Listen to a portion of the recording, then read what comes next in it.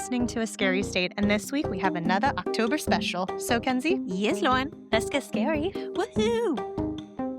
I had a thing that I was going to tell you. Oh, yeah. I already told you, but I'm going to tell everyone because it's another superstition I learned about. So, espresso martinis. Love them. They usually have 3 coffee beans in them. Apparently, that's for love, health, and financial, like success and stuff. If it doesn't have 3, that's considered bad luck. And who or where did you hear this from? Someone from Love is Blind. So, Because it just started, so I have been binging it. okay, well, And in one of the dates, still the drink girl it. said it to her other date. Well, it would be poor financial taste to not drink the $17 drink. correct. So you have to drink it. Right. Oh, I that's guess she one was of the just things. saying that to be like That's one of the things I'm excited about. It's an espresso espresso martini. martini. Oh, my goodness. Oh, I keep thinking caffeine about in general. Yes, caffeine, espresso martinis, subs, Hot sub. sushi. Oh, my God. Yes. A Sushi. lot of things I'm really excited about. Sushi. Oh, yeah, it's going to be great. Just a couple more months. You got this. I got this. I've already gotten this far. I can You do might it. as well just keep going. I know. Really.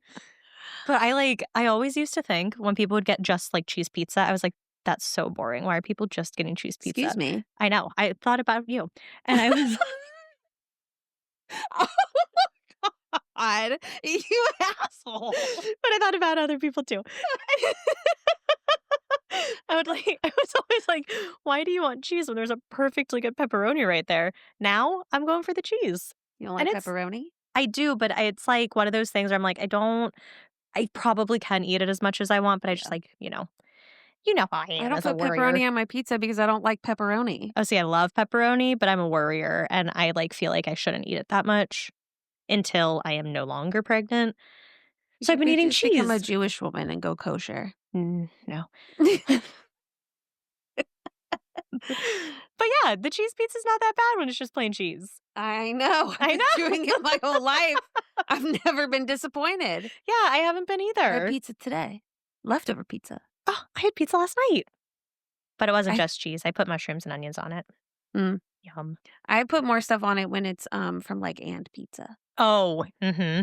Then it's like diverse. Yes. Ooh, I love And Pizza. But if it's just a regular old pizza, just keep it to cheese. Never disappointed with just regular old cheese. Yeah, now I'm not either. I'm pleasantly surprised. Well, good. I'm glad. I knew you'd appreciate it. Yes. So, are you ready to hear what my October spooky special is? Of course I am. Even though you already know. I do. We are going to take a nice, not deep, but like up to our waist dive. So a wade. Yeah, a wade into the story of the Black Dahlia. And I'll go into it about kind of like how I got to this. But I've only ever heard one podcast about it. Mm-hmm. And so while I knew the gist, Right. I was like, there's more. And so that's why I want to do a deep dive for October. I love it. So this episode will be run by me. Yeah. And Lauren just has to listen. Yeah. And occasionally respond. I'm so excited. So yeah, so I'm just going to get right into it because it's relatively long. I don't see how you could have done this short, so I expected. Yeah. Wow. And I feel like I could have done more. Like I honestly feel like I didn't do enough. Oh my gosh. So there's just always going to be so much about it. Well, for this one, yeah. Yeah, because it's been a long time. Long time. Okay. If you have been around for a bit, you know that unsolved cases always pique my interest. The Black Dahlia is one of the most famous unsolved cases in the United States and one of the oldest in California. I had always known about the murder, but I never knew any of the details. A couple of years ago, the story was featured on a podcast I was listening to at the time. The podcast Serial Killers pretends to be shocked that's what I'm listening to. did a two-part story about the Black Dahlia and its possible connection to other murders committed around that time. Oh, interesting. Basically, they theorized that her death was perpetrated by a serial killer. Mm-hmm. But we will go over theories later in the episode. First, I want to give some statistics about unsolved cases.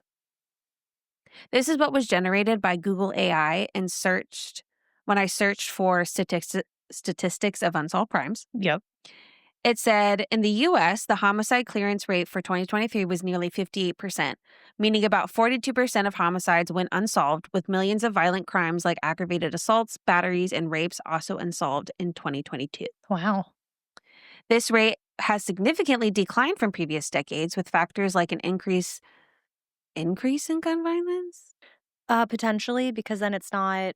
I mean, it could make The sense. rate of cases that get solved has declined. Oh, okay. Yes. So the rate I saw the gears turning. yeah, the clearance rate has Okay, we're talking gone about the clearance rate. down Right. because of increase in gun violence, insufficient law enforcement resources, and lack of community trust contributing to the problem. The U.S. had a homicide clearance rate of 57.8%, meaning that over 42% of homicides went unsolved. This rate has been declining for the past 50 years, meaning that more cases are being unsolved than solved. Okay. The U.S. clearance rate is lower than many other countries, with Germany, for example, solving over 90% of its homicides. Oh my gosh. In 2022, about 63% of violent crimes, including homicides, were unsolved, representing over 800,000 cases with no arrests made. Jeez. So some examples, aggravated assaults, around 525,000 cases were unsolved. Robberies, roughly 169,000 robberies went unsolved, and about 98,000 rapes remain unsolved. Gosh. A rise in guns and gun-related violence makes crime more difficult to solve, and law enforcement departments face staffing shortages and may be assigned to too many cases, limiting the time and resources for investigations. A lack of trust between communities and law enforcement, often due to negative past experiences, can lead to a reluctance to cooperate with police, hindering investigations. Makes sense. Complex crimes, such as those involving gangs or serial offenders, can be challenging to solve. A high number of unsolved crimes mean that victims' families do not receive justice, and some experts suggest that a higher number of unsolved crimes can contribute to more violence. So this is from Project Cold Case about unsolved homicides since 1965. So since 1965, nearly 356,000 cases of homicide and non-negligent manslaughter went unsolved from 1965 to 2023. Wow. And this is according to the FBI's Uniform Crime Report data that was studied by the Murder Accountability Project. Oh my goodness. What is that? So it has some statistics about each of the states and how many homicides they have, their percentage of clearance rates, and how many unsolved. Oh. And then it also has from 2022 to I think like 80 something. Can I guess which state is like the best with getting them solved and which one's the Sure. worst? Okay. Best, I want to say either Wyoming or Rhode Island. Okay. And worst, I want to say like California. So I'm gonna start with Virginia. Obviously. Homicides, I believe it's 2023. Okay. 25,388. We have a 75% clearance rate. It's not awful.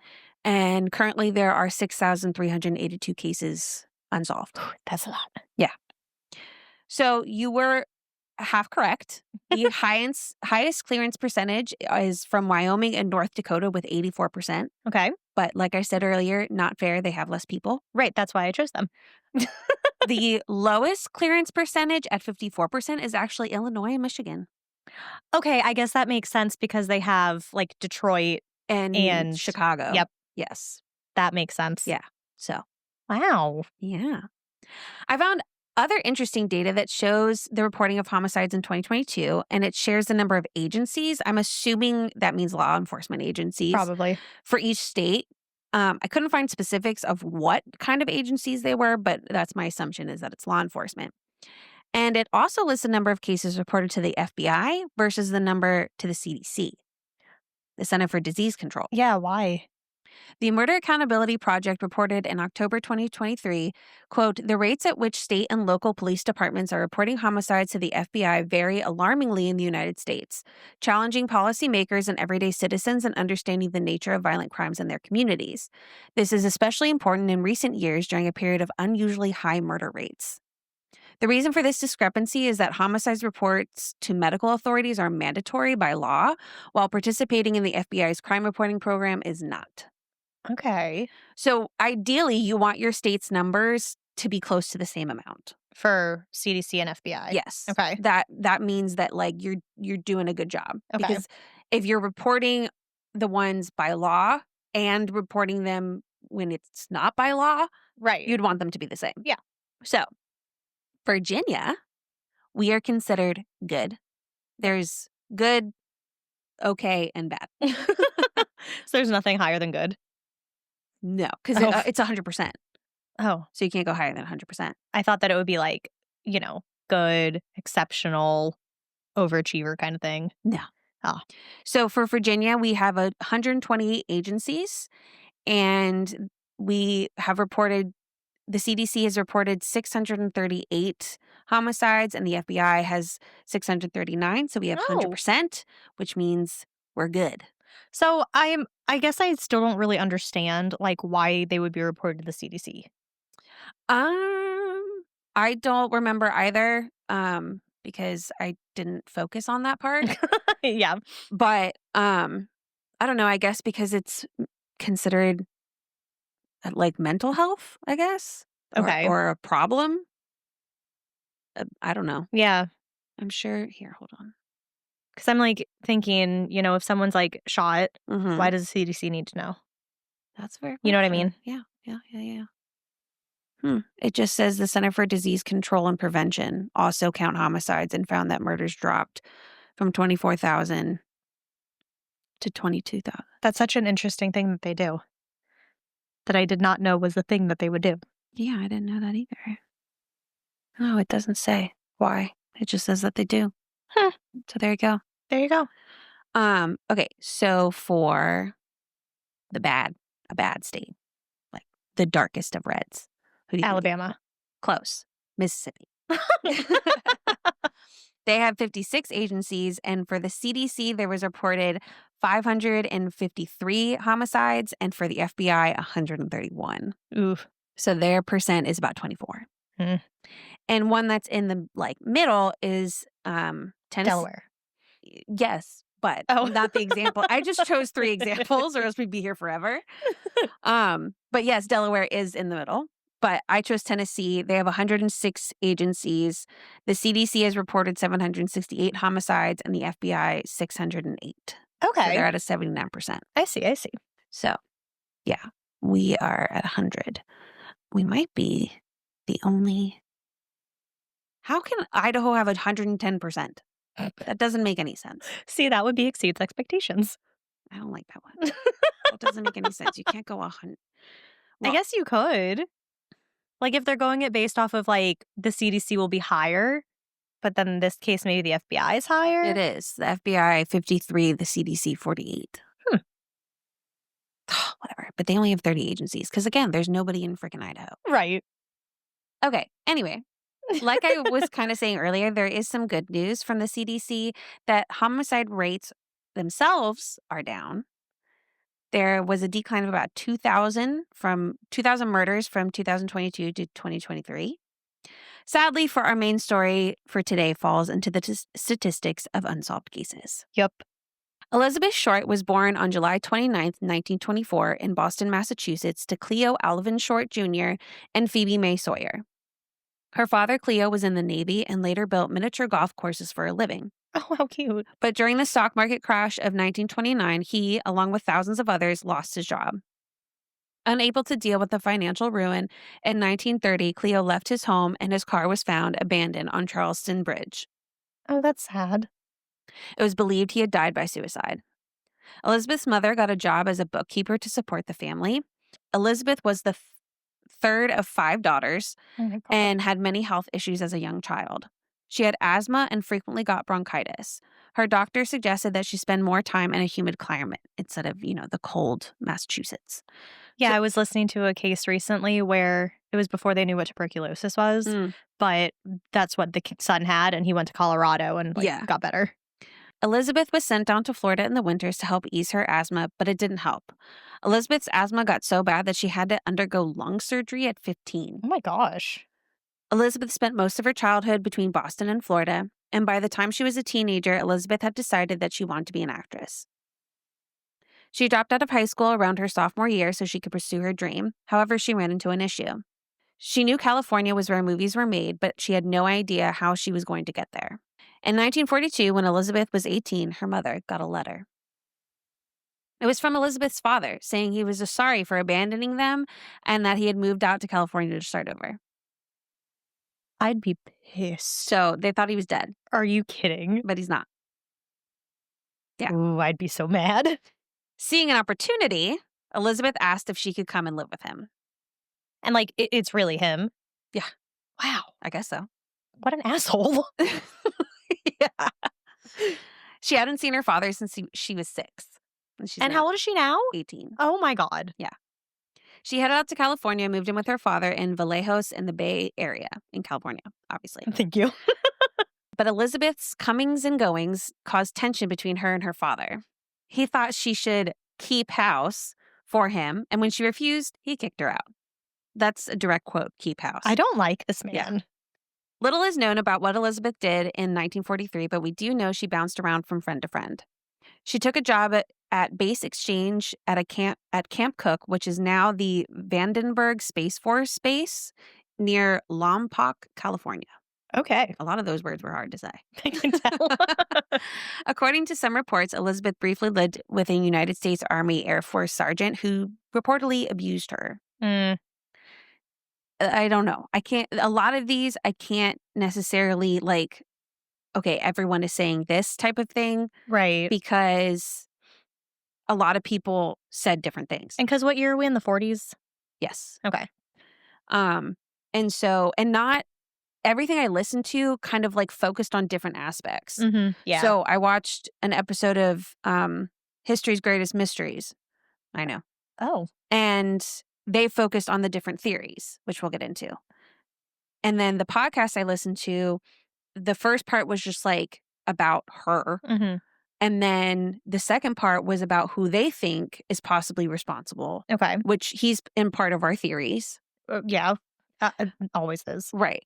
The Wikipedia page has a lot more about the investigation part and the press and things like that. Mm-hmm. So I felt like everything kind of talked a little bit about something different. Yeah. And so some ideas were included in everything and some ideas weren't. Right. That's not me saying that they're not true. Yeah. It's just maybe not what was focused on. Right. You'll hear me say a lot of one source, one source, one source. Yep, I completely understand. So, at one point, she was going to go up to the Bay Area to visit her sister, but decided to go south to San Diego. She was found sleeping in a movie theater by an attendant who offered for Elizabeth to come and stay with her and her family. That lasted about a month before the family got tired of her and asked her to leave. Oh, poor Elizabeth. Yes. So she left in mid-1943 and moved to Santa Barbara, where she was arrested on September 23rd for drinking at a local bar while underage. How old is she? 19. When did it become... No, that wouldn't make sense because my dad was allowed to drink at 18. But it's state by state. Oh, right. California maybe had a different rule. Okay. Yep. Because I thought the same thing. Yeah, because it was funny. My dad was able to drink when he was 18, and his brother, who's 13 months younger than him, 13, 14 months younger, was right when it turned 21. So my dad was 19 drinking, and my uncle wasn't able to at all. That sucks. He had to wait till he was 21. That sucks. She was sent back to her family in Boston, but she decided to head to Miami instead. Elizabeth worked part-time as a waitress, and in the beginning of 1945, she met Major Matthew Michael Gordon Jr. Wow. I know, a lot of parts to his name. Major Gordon was a decorated Army air officer, and the two quickly fell in love. Major Gordon was training for deployment to Southeast Asia during World War II. The two sent love letters back and forth during his deployment, and she received one letter asking for her hand in marriage. Oh. Elizabeth was over the moon and responded yes. Sadly, Major Gordon would die in a plane crash in 1945 before they got a chance to meet. Like No! right before the war ended. That's so It is sad. very sad. Oh, I know. and you just have to think, like, he sent the letter and she got it and she's so excited and she has to send it back. She knows it's gonna take a while, so he's anxiously awaiting her answer. That's so sad. I know. It is sad. Her life doesn't get much better. No. After Major Gordon died, Elizabeth decided to try again to become an actress and headed back out to California. With her dad or no? No. She headed back out west around the spring of 1946. In July 1946, Charlotte not Charlotte. A new character entering? Right. In July 1946, Short relocated to Los Angeles to visit Army Air Force Lieutenant Joseph Gordon Fickling, an acquaintance from Florida who was stationed at the Naval Reserve Air Base in Long Beach. She has something with the middle name Gordon. Yep. In the Air Force. Mhm. Some people just have type. I guess so. She was working as a I hate when I have a W word and then an R word. I know you do. It's hard. Okay. She was working as a waitress and rented a room behind the Red leather, yellow leather. behind the Florentine Gardens nightclub on Hollywood Boulevard.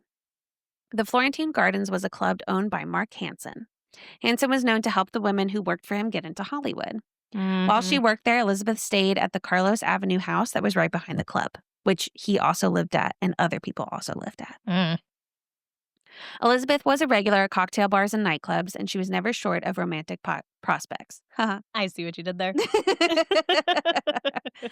We are not sure how serious she was at pursuing her Hollywood dream at this point because there are no records of her even attending an audition. Oh.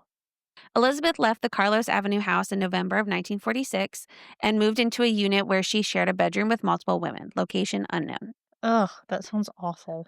On January 9th, 1947, Elizabeth was seen being dropped off by a man named Red Manley. Red was a 25-year-old married salesman she had been dating, and they had just gotten back from a trip to San Diego. Or Elizabeth had traveled to San Diego on her own and she met Red there. Okay. One of those two. Somehow San Diego and Red are involved. Yes. On January 9th, the two decided to drive back to Los Angeles together, and Red took her to the Millennium Biltmore Hotel in downtown LA. Supposedly, she told him that she was due to meet her sister at the hotel, but some believe that it maybe was just a ruse to get rid of him. I mean, Yeah. smart. One source said that Manley waited with Elizabeth in the lobby of the hotel for a little while, but eventually left, leaving Elizabeth alone in downtown LA, which in the 1920s and 30s would have been fine. But in the 1940s, post World War II, wasn't exactly the safest place for a lady to be. Is this where Skid Row is? Or are we I have no idea. in a wrong place? Okay. They just said downtown LA. Okay. So I don't think that came around until like the 80s. Okay. Some sources say she was dropped off by Manley around 9 p.m. and the doorman later saw her leaving the hotel dressed in a black suit, white gloves, and black suede heels. Others say that the doorman saw her leave the hotel at 6:30 p.m., but no one knows where she was going or who she might have been meeting. So he stayed with her in the morning? No, they drive, and that's the part that's unclear. They drive back and they get there at the evening time. Right. And so either he had gotten there, maybe like 4 o'clock, stayed with her for a little bit, and then he left, and then she leaves at 6:30, or got there later. He stays with her for a little bit, leaves, and it's closer to like 9. I gotcha. I got 2 different times. I Right. don't know which one's the right one. Yep. Regardless, this would be the last time anyone saw Elizabeth Short alive. Oh, wow. So here on out, 1, it's graphic. 2, when we get into the theories, these men are awful people. So there's any kind of trigger warning you could think of that would be a trigger warning is a trigger warning. Okay. On January 15th, 1947, a woman was out for a stroll with her baby in Lemert Park when she came upon what she believed was to be a mannequin. It's never a mannequin. Possibly as a joke being played by local teenagers. However, she called the police when she got closer to said mannequin and saw to her horror that it was actually the body of a woman. Police didn't know her identity at the time, and there was nothing nearby to help them identify her. The body was cut in half, with her arms placed above her head and her legs had been spread. There is a Reddit post where there's a link to another Reddit post that has the pictures. Mm. And I will show you, Yes, please. but I am not posting them. No. We'd probably get banned. Right. If people want to see them, they can go into our works cited, click on the Reddit link, and then click on the link in the Reddit post, and then you can see them yourself. Short's body had been completely cut in half by a technique taught in the 1930s called a hemicorporectomy. Nailed it. Thank you. This is according to Wikipedia, a radical surgery in which the body below the waist is amputated, transecting the lumbar spine, so like avoiding it. Like this removes the legs, the genitalia, internal and external, urinary system, pelvic bones, anus, and rectum. Okay. It is a major procedure recommended only as a last resort for people with severe and potentially fatal illnesses that also are really hard to say. But basically, you have to have a lot of knowledge on how to cut somebody like that because you're kind of avoiding the spine so that no bones have to be broken in this process. Okay. So it's very precise. Very precise. One of her breasts was cut off, and she clearly had a hysterectomy. She had a rose tattoo on her thigh that had been removed and placed in her pelvis or on her pelvis, one of the two. There were other signs of torture, like the fact that her face was slashed to look like a gruesome grin. Yeah. The cause of death was determined to be hemorrhaging from the lacerations to her face and the shock from blows to her head and face. Police sent her fingerprints to the FBI, and they identified the woman to be 22-year-old Elizabeth Short. How did she have her fingerprints in their system? Because of her arrest in 1943. Because of her arrest in 1943 in Santa Barbara for underage drinking, her prints were in the system. There we go. It was also in this arrest report that the officer noted the placement of the rose tattoo, which I believe is why police were able to discern that it had been removed. Interesting. There was also evidence that she had been sexually assaulted and possibly tortured. Oh my God. Near the body, detectives located a heel print on the ground amid the tire tracks, and a cement sack containing watery blood was also found nearby. During a wider search, they found a single shoe and black purse that they believed belonged to the victim, but we'll come back to that. Okay. The murder of the Black Dahlia became international news. It was sensationalized all across the country, with everyone giving their 2 cents on the investigation and Elizabeth's personal life. Do you go over why that was the name she was given? Yes, of course. Okay, just making sure. I knew you were going to ask. I didn't doubt you. Yes, you did. No, I was just clarifying. I knew you were going to. I knew it. As I was writing it in, I was like, she's going to ask, and it's going to be right before I tell her. They portrayed Elizabeth as a promiscuous girl with lots of boyfriends. But friends said she would flirt and have fun, but never took things to a romantic level with any of her suitors. But that can't officially be corroborated. Good job. Thank you. Depending on the source, the name Black Dahlia either came from... See? The name Black Dahlia either came from people at a diner that Elizabeth frequented or from the press. Okay. Depends on where you look. Okay. It seems to be agreed upon that she was called the Black Dahlia because of a recent release of a film noir, The Blue Dahlia. Mm. And since Elizabeth mostly wore black and had jet black hair, blue was switched out for black. Okay. Hence, Black Dahlia. Yeah. With the media attention, the LAPD felt the pressure of getting this case solved. A total of 750 investigators from the LAPD and other departments worked on the Elizabeth Short case during its initial stages, including 400 sheriff's deputies and 250 California State Patrol officers. Wow. Various locations were searched for potential evidence, including storm drains throughout Los Angeles, abandoned structures, and various sites along the Los Angeles River, but searches yielded no further evidence. Los Angeles City Councilman Lloyd G. Davis posted a $10,000, which would be equivalent to $140,820 in 2024. Wow. Reward for information leading police to Short's killer. That's a lot. I know. After the announcement of the reward, various persons came forward with confessions, most of which police dismissed as false. Several of the false confessors were charged with obstruction of justice. Authorities interviewed about 150 people that they believed to be, they've gotten information that has led them to these people, possible suspects, not people calling in or whatever. Okay. in addition to investigating tips and false confessions that were coming into the station. According to one source, there were almost 500 false confessions that police had to waste time and resources checking out. Okay, so no. Okay, I'll give my disclaimer in a minute.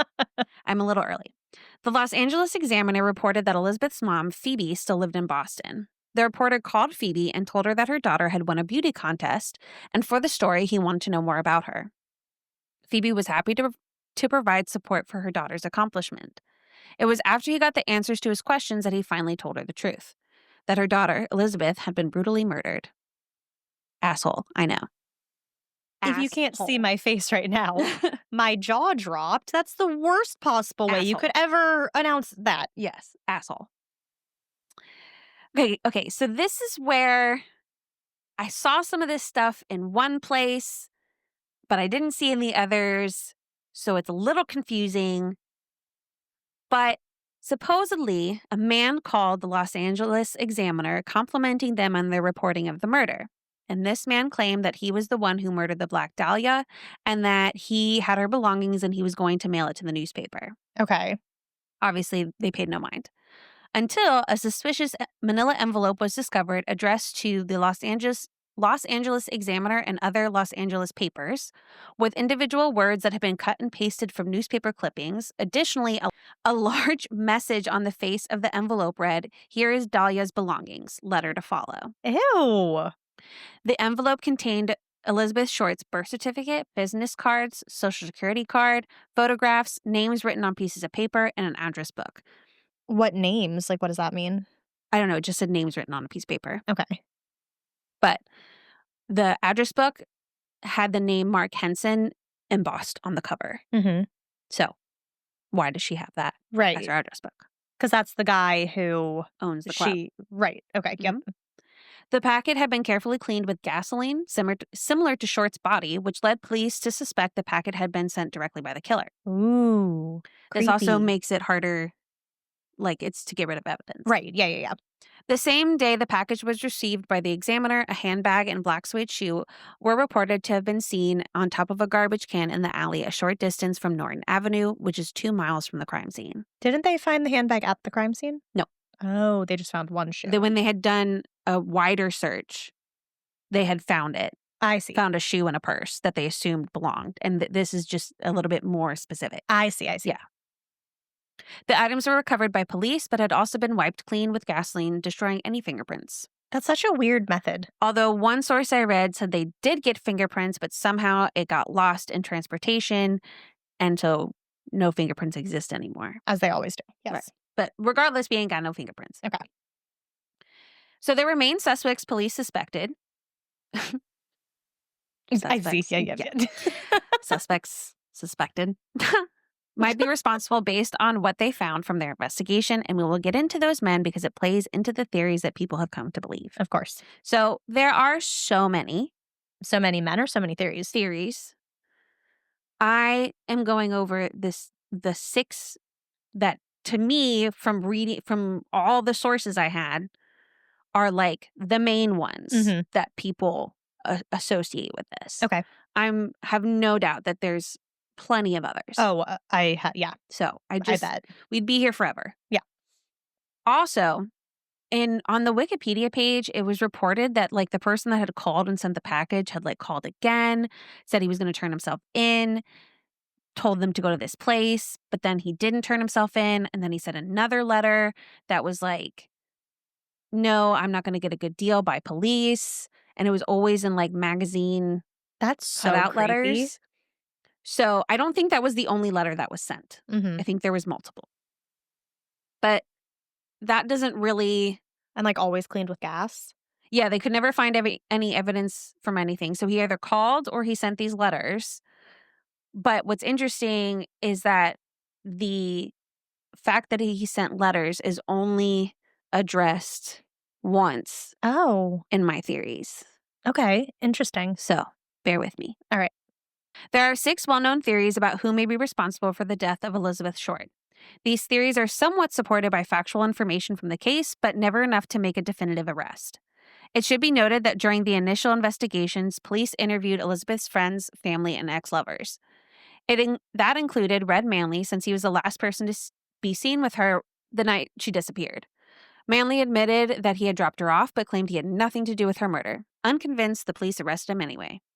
But after he passed a polygraph test, they concluded that he was innocent. Okay. So, he's off the table. Okay. Okay. So Elizabeth had a roommate just before her murder named Ann Toth. Police interviewed Toth as part of their investigation, and she pointed the finger at a man named Mark Henson. Okay. Mark Henson was the owner of the Florentine Gardens. So Mark Henson was the owner of the club, the Florentine Garden, and had a house near his club that his dancers would reside in while they worked for him, or other people.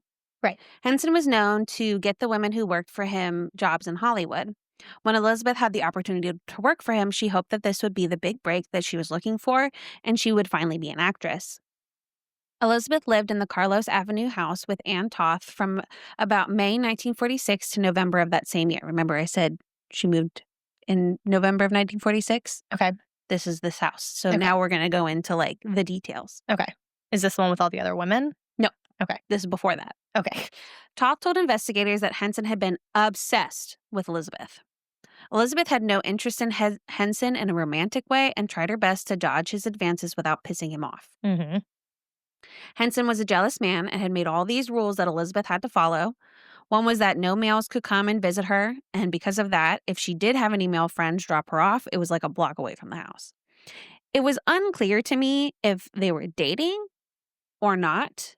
Her and who? Her and Henson. Oh, okay. It was hard to tell because, like, there's parts of it where you're like, okay, that sounds like they're in a relationship, but then there's parts of it I'm like, well, doesn't sound like she wants to be in one. I mean, it could be one of those things where he's providing her a place to live. Right. And she wants to have a spot in Hollywood. Yes, but as far as I know, like she never slept with any of these men. Okay. Or at least she never slept with this one. I don't know.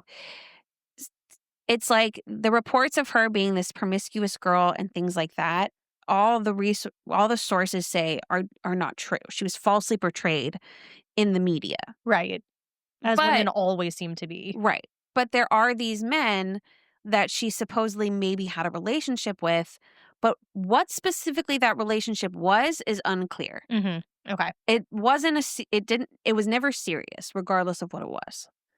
Henson, and then something like this. Henson would tell Elizabeth that she was the only one and there was no other women in his life. So that tells me they're together, but. Or it could be that he wants her and is saying, hey, there's no one else. Like, you're it. True. You yeah, know? that is true. Elizabeth believed him until he brought home another woman back to the Carlos Avenue house. Oh, okay. Because it's okay for him to do so. Of course. A huge fight broke out between the two of them, and while it's not exactly known what was said or what happened, we do know that Elizabeth left and didn't come back. Mm. The night before Elizabeth died, she supposedly called Anne and told her that Henson was acting all weird and shifty, which is interesting because that was the first time I had ever seen or heard that she was actually heard from before she was murdered. Because the way that other sources make it seem is that on the 9th, she disappeared. Mm-hmm. And no one had heard from her, and she was not seen again until she was found dead. Oh, okay. So she disappears that one night, either at 6 o'clock or 9 o'clock. Right. We're not sure. And then how one sees long her until she was found? She was found on the 15th. Okay. And it was the 9th, so 6 days. 6 days. Okay, so 6 days. We don't know where she is. Right. But we do know now that she had contact with someone within those 6 days. I guess. This is the only time I heard of this. Okay. And it's like, I don't know, because they come up with another theory that she would have had to have been missing for that time. Mm-hmm. But I don't know. It's weird. Like I said, some people have this and some people have that, and not everyone has everything. Okay. So it's still shocking because I was like, okay, that means that she was heard from. She was somewhere. Right. Before she died. Right. Anne told her that she could come back to the house and that Henson was okay with it, but Elizabeth never showed up. I mean, I don't blame her. I wouldn't. Right. Mark Henson had a very different story to tell investigators. He told them that he wasn't infatuated with Elizabeth at all and actually found her rather plain looking. Okay.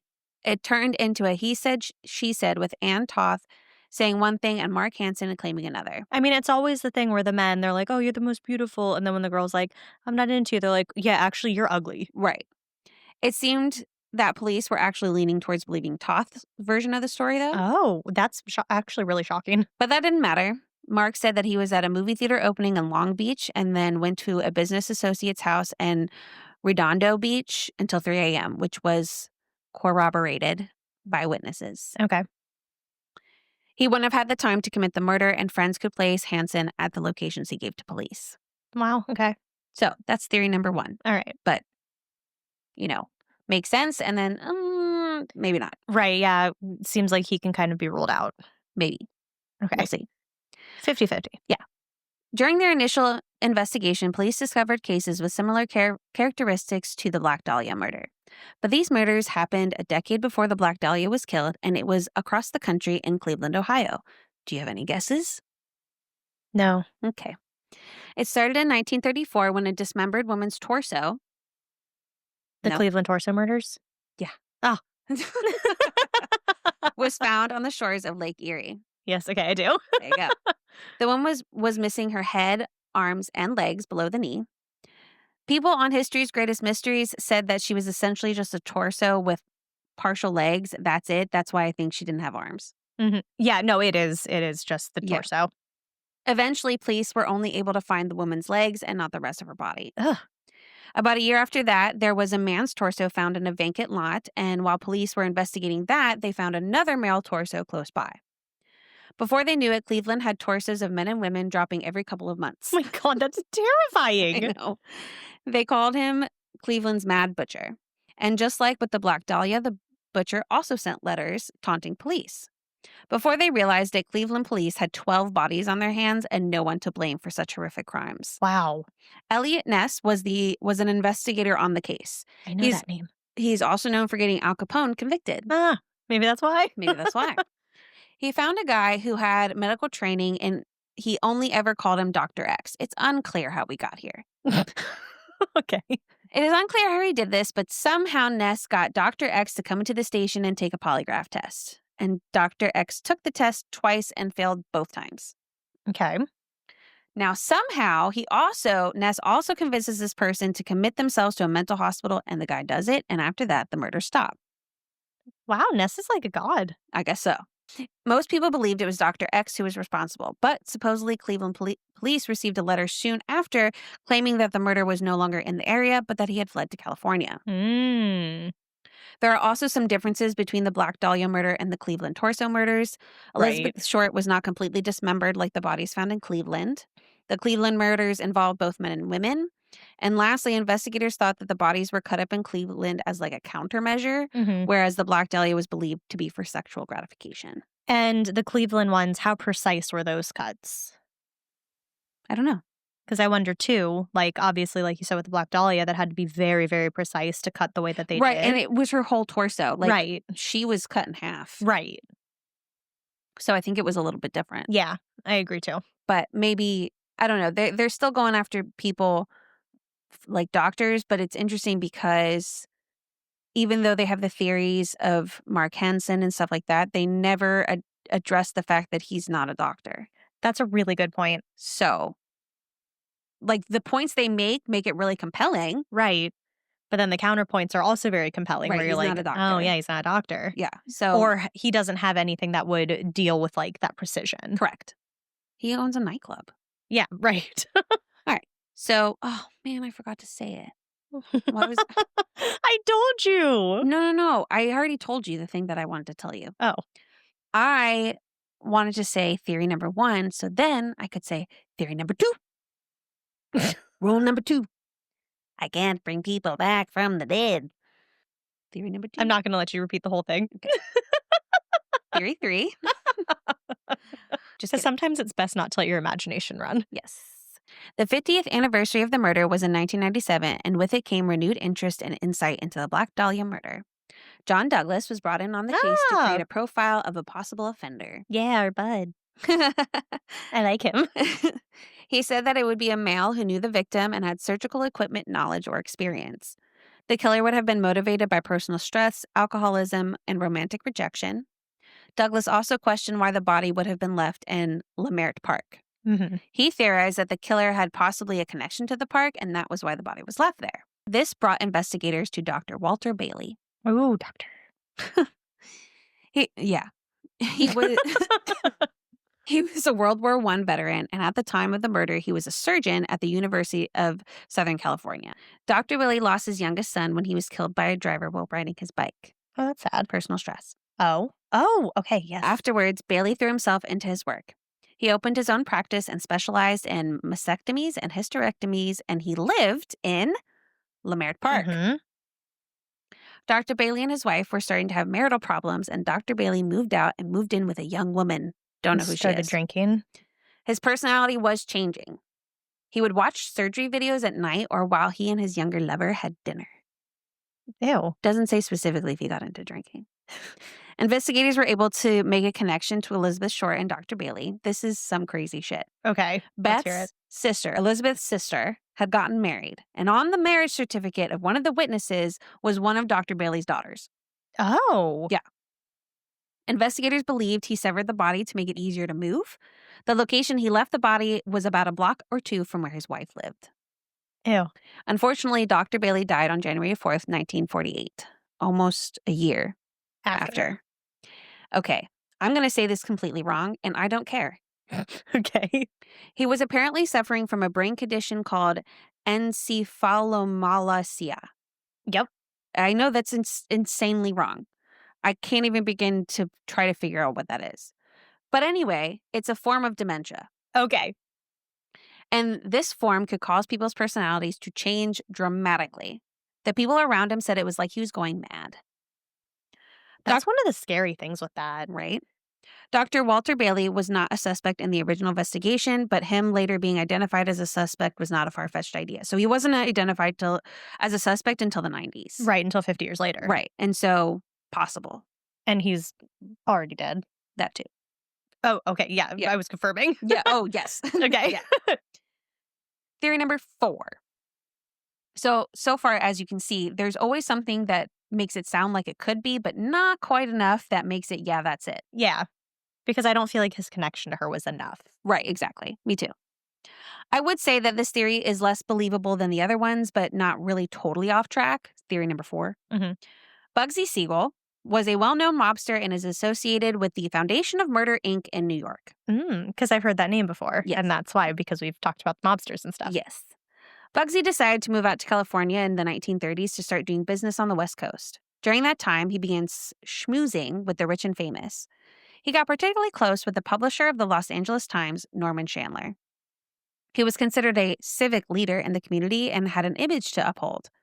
The theory is that he got Elizabeth pregnant and reached out to his buddy Siegel to see if he could help take care of it. Oh. Norman had a condo that was close to the Biltmore Hotel, and some believe that when Elizabeth was seen leaving the hotel, she may have been going to meet Chandler at his condo.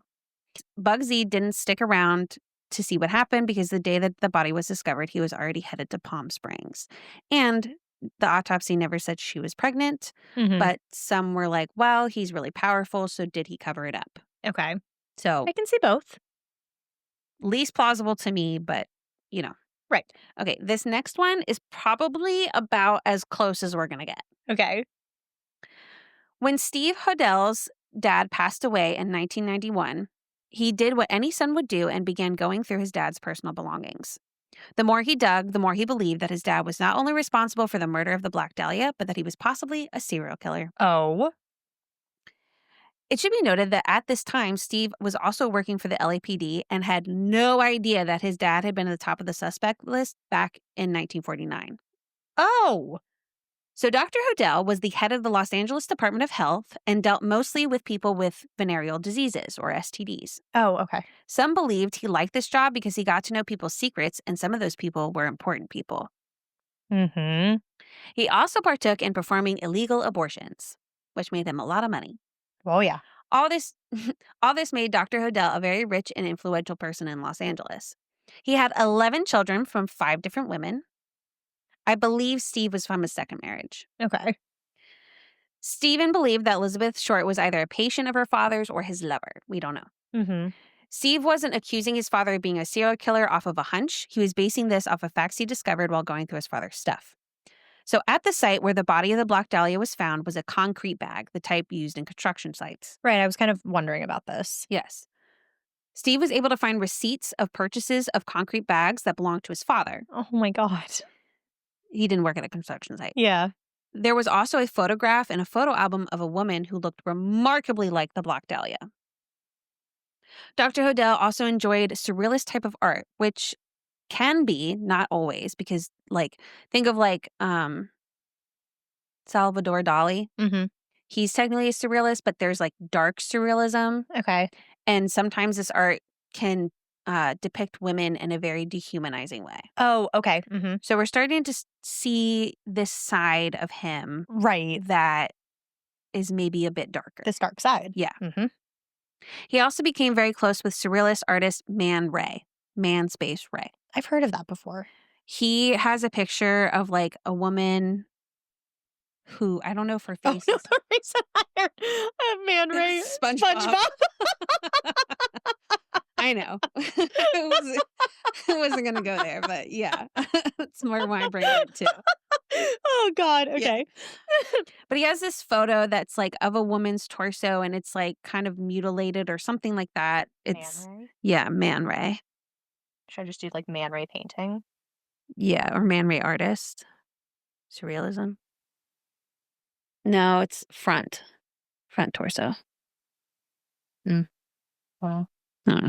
It's very popular It's very popular of a picture of women's lips. Lips in the sky. Mhm. Oh, this one? Mm-mm-mm. Oh. That's not, because that's a torso in half. It is, but He has a lot of torsos in half. well, Dr. Hodel had a lot of this type of art in his house. He became obsessed with it. Yeah, these are kind of creepy pictures. Mm-hmm. The more I look, it's a lot of, because of what we're talking about, it's a lot of, oh, those could be legs not connected, and that could be a torso in half kind of thing. Yes. Hodel had many of these art pieces around his house, and some believe the way he left Elizabeth's body was an ode to that art style. I mean, so this is where shit gets fucking crazy and shittier about this guy. Okay. This sick motherfucker. Okay. Dr. Hodel was also tried for sexual assault of his eldest daughter, Tamar, from his first marriage. So Dr. Hodel was known for having lavish parties that turned into orgies. His 14-year-old daughter, 14, Mm-hmm. Tamar, went to live with him in 1949, and he encouraged her to join in the fun. And this started as drinking, drugs, things like that. Oh my God. Eventually, his version of fun turned to sexually abusing his daughter. Oh. He would sexually abuse her in front of the guests at his orgy parties. So all of the guests are just pieces of trash too? Yes. Eventually, Tamar became pregnant with her father's child. Oh my God. But given his honey. specialty, it was taken care of. Oh. Apparently, she didn't have any anesthesia. Yeah. Ah. So she runs away. Yeah. He calls the police. Police find her. She tells them her horrific story. Mm-hmm. They actually believe her. Oh. So thank she God. becomes technically a ward of the state, and Okay. she lives in a teen shelter kind of thing. Okay. But Dr. Hodel was only charged with incest, not rape. I didn't know incest was a charge. I guess so. Interesting. Honestly, probably. I wonder. I think it was maybe more of an issue then. Maybe. So, I don't know. I want to look that up. Sorry. You'd be charged with incest. At least in 1940 California, you can. Kind of. It's probably just parents to children. It's very widely between jurisdictions. Sexual intercourse by persons forbidden to marry, incest penalties. So it maybe isn't a charge anymore. Yeah. Okay, so any person who engages in sexual intercourse with any person whom he is forbidden by law to marry is guilty of a Class 1 misdemeanor, except when provided by subsection B. But then that brings me to think, what about gay marriage? I just was thinking that. Because if you're Technically, it's not illegal anymore. not now, but that makes me wonder about the laws then too. Interesting. I mean, it was probably included that. Probably. This poor girl. Okay. During the trial, Tamar's own mother testified against her, saying that she was always lying and she was a promiscuous person. People like this should not be allowed to have children. 100%. Despite the witnesses from the prosecution to the assault, Hodel was acquitted. Because he's a rich, powerful man. Yep.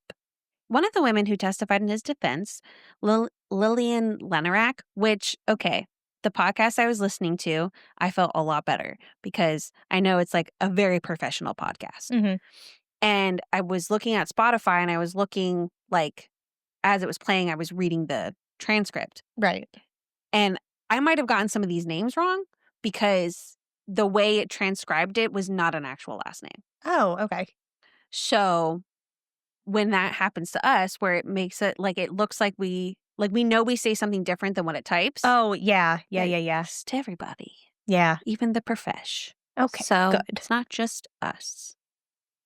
And I love when our like stuff that we used to record doesn't know when one of us is talking. Yeah. It'll just be like Person back and A, forth. person B. Yeah. But it also will get it wrong. Like I'll be talking and it'll say it's you. Yeah. It makes me laugh. So Lillian Lenerack was ridden with guilt and knew that she had to tell police the truth. Hodel had threatened her to keep her quiet and testify in his defense by threatening to take her 3-year-old son away from her and having her committed to a psychiatric hospital. So not only did she see the assaults, but she was also with Tamar when she got the abortion. Mm. Wow. And she originally testified saying that she was there and then the abortion never happened, which is not true. Right. In January of 1950, she went to Hodel's house to confront him, which, why? Right. There's a couple instances where this happens, and I'm just like, don't tell them. Right. Do not tell them. Or anything on TV where it's like, you know, they've just confronted the person who's been like doing whatever horrible thing. And they're like, well, I'm going to go tell the police. Don't tell them. No. Just say, cool, leave, and then go do it. You don't need to tell them your big plan. It does not end well. No, because then they're going to get mad and you're going to die. She doesn't die, but he does get mad. Ugh. So she goes to his house. She said, I'm going to tell the police the truth. So, of course, he attacked her and he made it look like she tried to commit suicide. Like he took razor blades and like cut her arm. Heavy sedative. So, okay, this is what I'm talking about. It looks like Mary Uncover, but it's not. Right. It's like Mary Uncover. Okay. I don't know. She She responded to the call that came from Hodel's house, and Hodel had told her that she was mentally unwell and he had given her a sedative to calm her down. Like 911 call, police? He called the police. Oh, okay. 911 wasn't a thing then. Oh, right. Okay.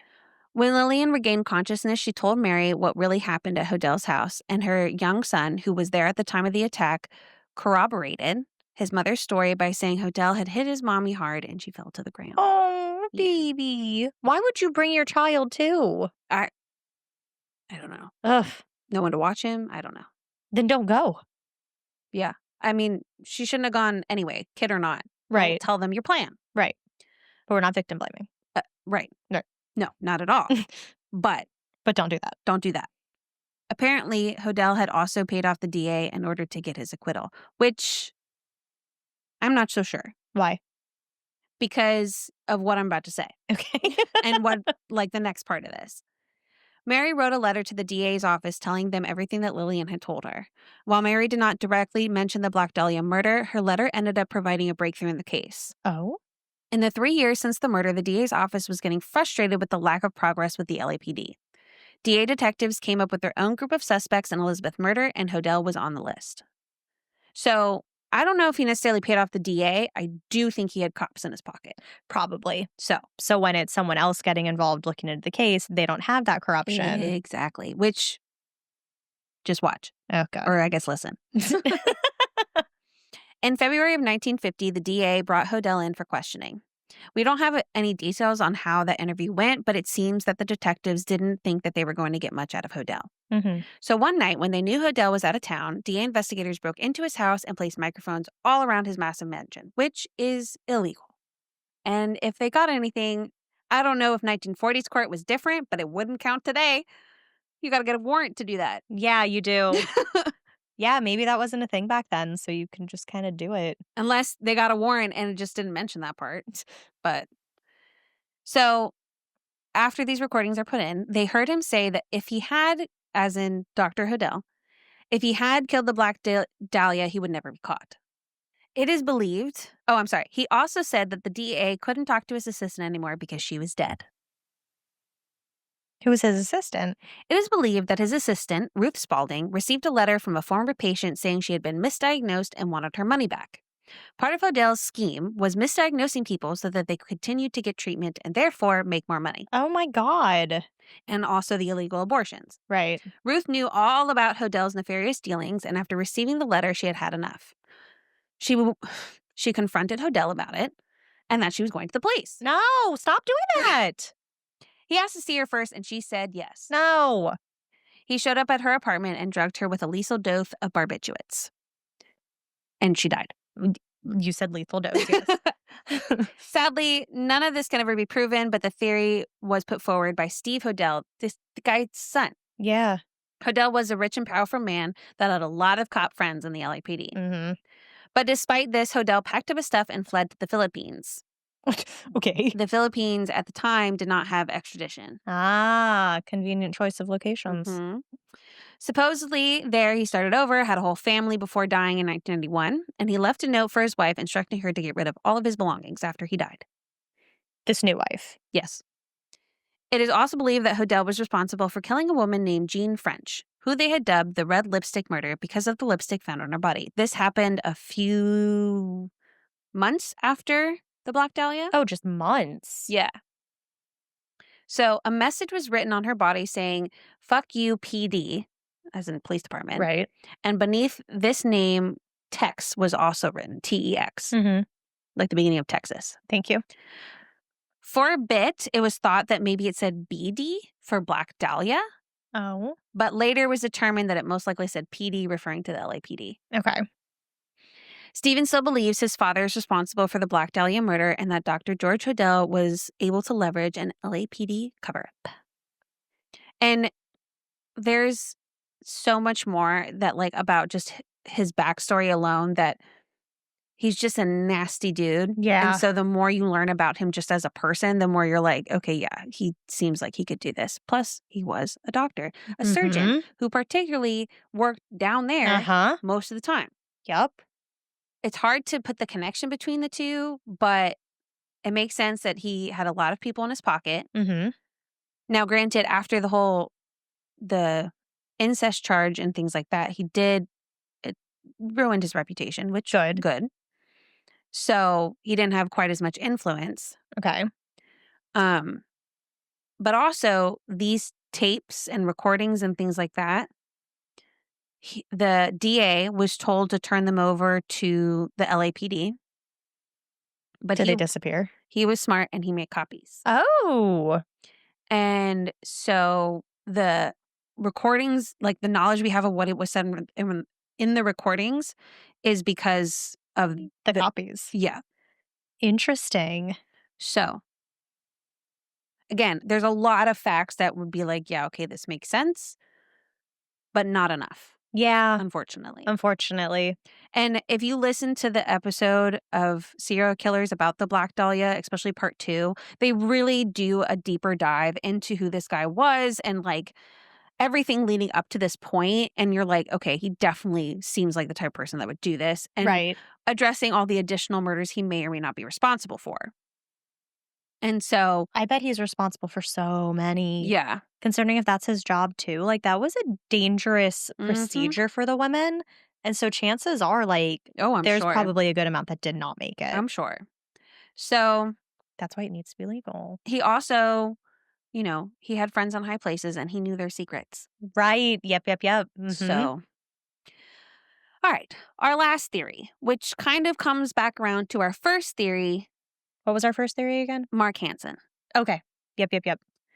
But again, we still don't address the fact that no one's a doctor in this scenario. Okay.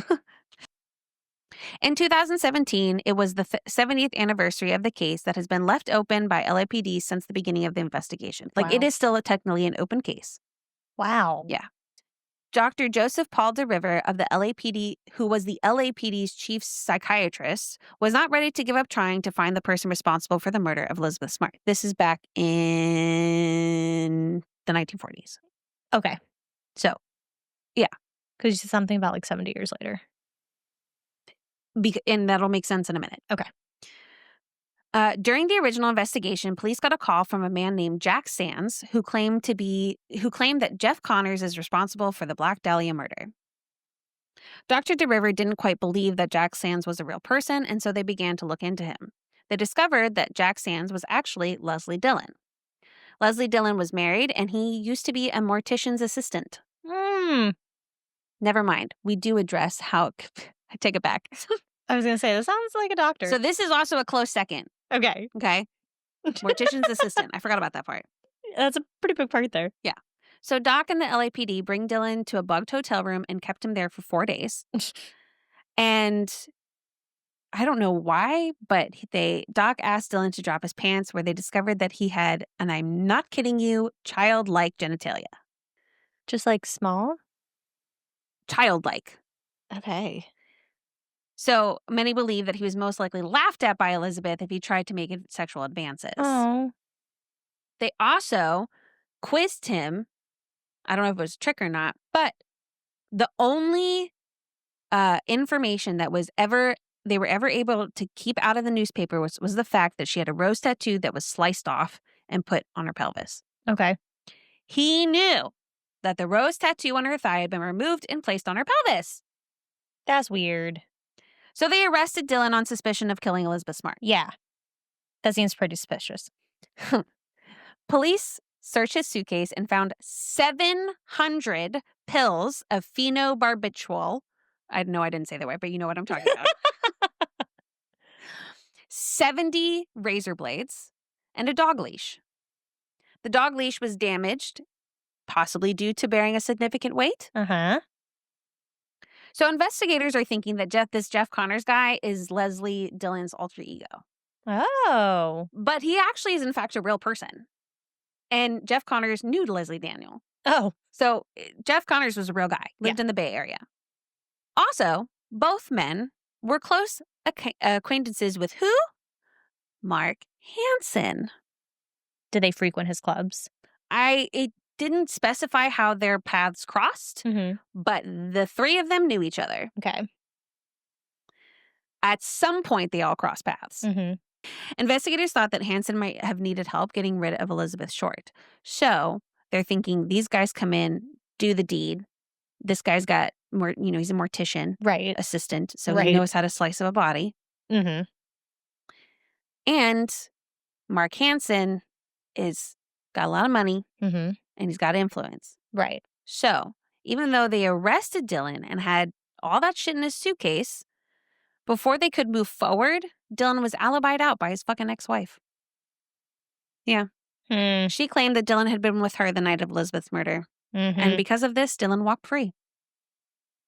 That seems kind of shady. Was Hansen powerful enough to make the investigation disappear? Totally. In 2018, which is what connects back to the 20-year thing, or 70-year. A man came forward saying his mother, Nanette, used to work for Hansen at the Florentine Gardens. She told her son that she knew who killed the Black Dahlia. Nanette saw Elizabeth Short in the company of Mark Hansen in the Carlton Avenue house. After Elizabeth's body was discovered, Nanette got a call from Mr. Hansen, and he said that she better not tell anyone or she would lose her job. And what was her job? She worked at his club. Okay. The specifics of what she did, I don't know. Okay. Investigators gained access to the redacted district's attorney case files on the Black Dahlia. So all of this was redacted. Why? Why was evidence redacted? Right. I don't know. According to the reports, witnesses saw both Hansen and Dillon at the Asher Motel with Elizabeth Short. They believed that after Elizabeth left the house, Hansen and Dillon kidnapped her and brought her back to the Asher Hotel, where they tortured her before dumping her body in Lemert Park. Because, I can't remember if I mentioned this, there was no blood. So police knew it did not happen in the park. Oh, wow. Okay. Yeah, that's a big point. Yeah, sorry. I forgot to mention that. No, I mean, not that you forgot to mention. It's that's just very interesting. Yeah, so they knew it didn't happen there. She was taken somewhere else. Right, yeah, absolutely. And witnesses say that they saw Hansen leaving room number 3. After everyone vacated from the room, the hotel manager's wife went into room 3 and found it to be covered in blood and gore everywhere. But by the time police investigated the hotel room, there was no blood in sight. Mm, Was multimillionaire Mark Hansen able to buy or threaten his way out of a murder charge? I mean, still happens today. Who's to say? But it should be noted that the two detectives that were working the case and who had investigated the Asher Hotel were suddenly excused from the case without reason. That's weird. In conclusion, Oh, God. the Black Dahlia case is still open and a detective from the LAPD is still assigned to the case. So there may be hope that one day this case is solved. The brutality of this murder makes me believe that this was not the only time that this person had committed such a horrific crime. And it could be connected to other well-known crimes, or it could be someone that she knew. Whoever it was, they got away with the absolute worst thing that you could do to another human being. And that is a splash into the Black Dahlia murder. That's a lot. Yes. Very nicely done. As I was watching the episode, I was writing notes down and I kept having to pause it because new information would come up and I was like, whoa, and I'd pause it and my mom was watching it with me and she would like laugh and I was like, what? This happened? I was like, I need red string. So, what do you think happened? Okay, first off, okay, I had two thoughts. First thought, I don't know if it will ever be closed just because all the people who were involved are dead. Mm-hmm. Like, there's no way that if you were alive Mm-hmm. as a like adult That's during true. this time that you're alive now. Yeah. It's just I not mean, possible. all of her siblings, her last sister to die was actually in 2022, something like that. But like, yeah, like say you're 20 at the time this happened in the 40s. Yeah. It's Oh, yeah. 80 years now, you know? The detective, whoever is assigned to it, all they have is what they have. Right. So when they investigate, they're reviewing To see if maybe something was everything, missed. right? Everything Yeah. that has ever been collected. Because you're right, there's no way to get New new information. information technically, unless it's like this one guy who was saying, "Well, my mom said." Or something like this where he's like looking through old boxes. Right, exactly. And so Steve was a LAPD detective. Yeah. And it wasn't until he really started working there and his dad died that he made the connection that his dad was a suspect at all. He had no idea. So, what do you think? Which theory is your favorite? I think Or do you have like a combo of theories? I believe one or two. I believe that it might have been Mark Hansen because that's who she was most recently involved with. Right. So that to me makes the most sense. It makes a ton of sense. And he was obsessed with her. Mm-hmm. She rejected him. Right. And he has this friend who used to be a mortician's assistant. Right. Can probably slice some stuff up pretty well. And if you're a mortician's assistant, you don't need to have like a reason why the person's there. You know what I mean? Like, Absolutely. you just bring the person there. No one's going to think anything of it. You do what you got to do. And, Right. you know? And even then, even if they cut her up in the hotel room, who's to say that the way they cut her up was specifically so they didn't break any bones? Right. It might have just been pure luck. Yeah. Also, what was my also? Oh, he knew about the tattoo, Mm-hmm. Which is weird. which is weird. And the whole thing about people seeing them at the Asher Hotel and there being this idea that she was probably tortured, Mm-hmm. that this didn't happen all in one go. Right. But then you also have that Anne saying that she got a phone call from her the night before she died. Mm-hmm. And supposedly Mark also called Elizabeth, I think. Before she died? Yeah. Okay. Saying like, yeah, it's okay. You can come back. But she never came back. Right. So someone's got to be lying. Oh, yeah. So someone's not Obviously. telling the complete truth. Not that I think Anne would lie, but I think she knew that he had something to do with it and she didn't have really a way to prove why. Right. So she had to come up with what she had to come up with. Yeah. And, knowing these two guys saying, this one guy calling in and being like, hey, this guy did it. This one, the Dylan guy having all this shit in his suitcase. Yeah. The That's only suspicious. reason he got out was because his ex-wife alibied him out. Right. Which, I mean, if it's your ex-wife alibying you out, you easily could have been paid money by someone to say, hey, you were with your husband that night. exactamente. Okay. Because if this guy gets convicted, then it's a domino effect and Mark too. Right. So to me, that seems like maybe the most plausible, just because of all the different information and if you believe the witness statements. Right. I also think that Steve Hodel is right about his father and that he is a sadistic serial killer. Whether or not that included the death of the Black Dahlia, I'm not sure. Mhm. I do think he's responsible for all the other, like for the lipstick one, Mhm. for his whatchamacallit, what assistant, Mhm. things like that, especially with how he treated not His only his family. daughter, Yeah. but the lady that came to him, et cetera, et cetera. Right. So I do think he's a sick son of a bitch. Yeah. I mean, that's Um, pretty clear. and I think he's done some fucked up shit. Mhm. Maybe, the idea is that the Black Dahlia went to one of his parties and never left. Right, very well could have. Very well could have. He was well connected. He was having these parties all the time, so it was well known. Right. So it's plausible. Yeah. I definitely think he's killed more than once, his dad. Mhm. Yeah. And it's a very good chance that she might be involved in it. But I could also see maybe not. Yeah. Because in the episode, I kind of saw the pictures that they were referring to, and I personally don't see how they look. They look similar, but she's got a very distinct face. Mhm. And this face just didn't kind of look like it to me. Right. So, but I don't know. I'm seeing a picture of a picture. Yeah. So who knows?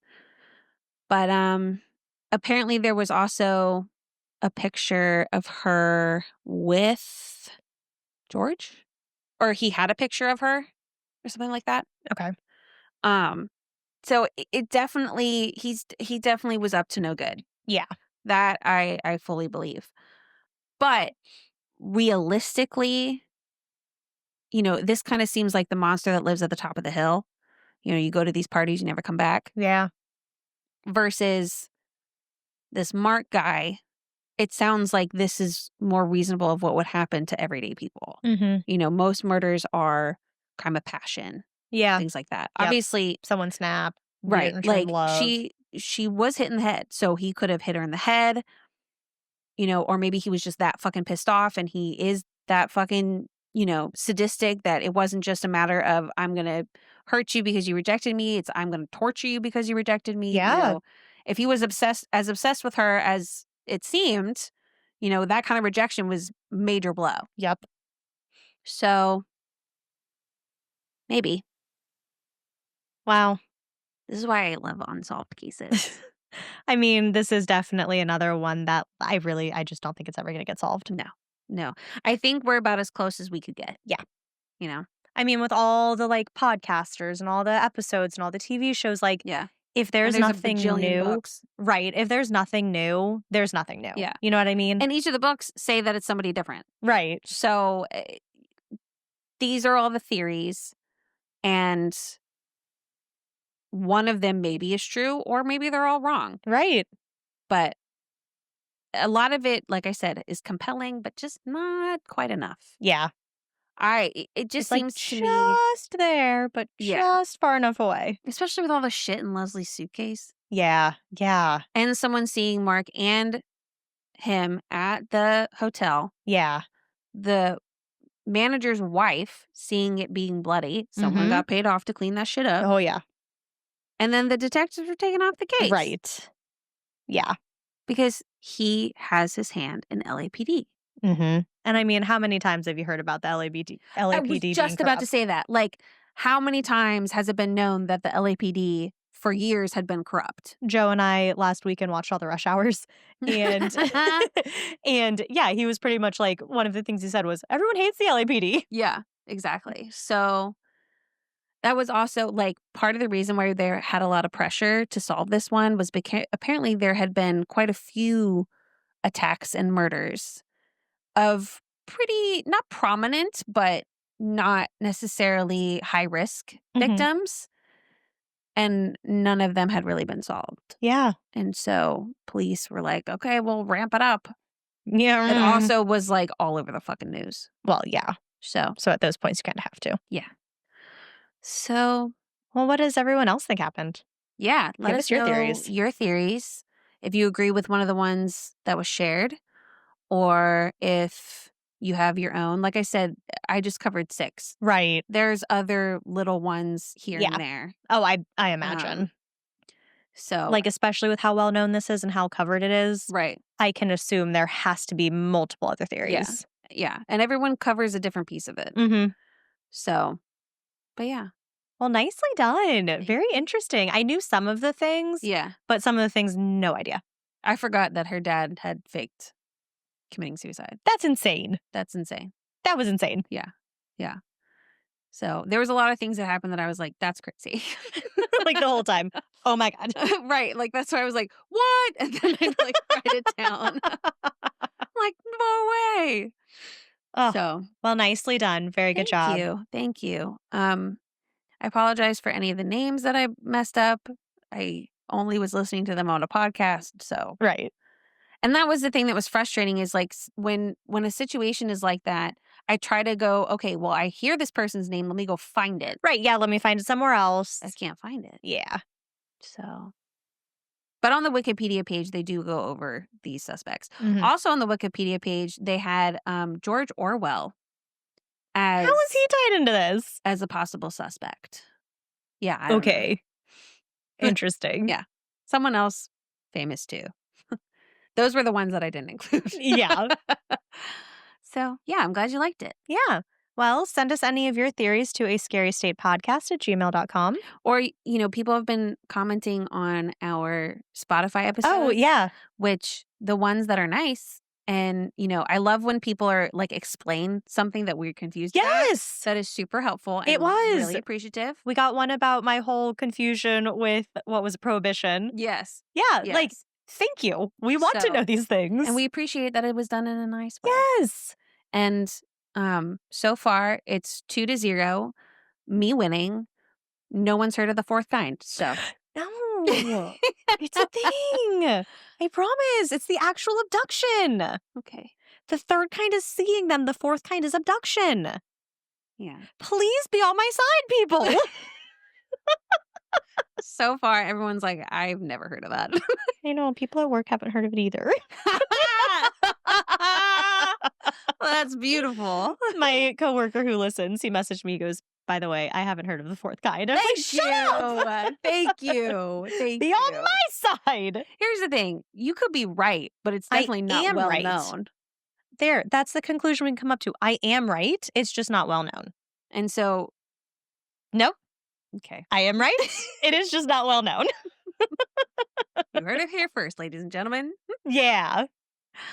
Oh, man. Well, stay tuned. We still got some spooky specials on the way. Yes, we do. If we still haven't picked our last week of Halloween, of October, which is right before Halloween. Mm-hmm. So if you have any suggestions, yeah, on send them our way. something that is not something we typically cover, a story you have an interest in, or whatever the case may be, we need some suggestions. Yeah. So it would be nice if we didn't have to decide. Since both of us hate making decisions. Yeah, we're really good at that. So yeah. Well, follow us on all the things. Mm-hmm. And stay scary. Stay safe.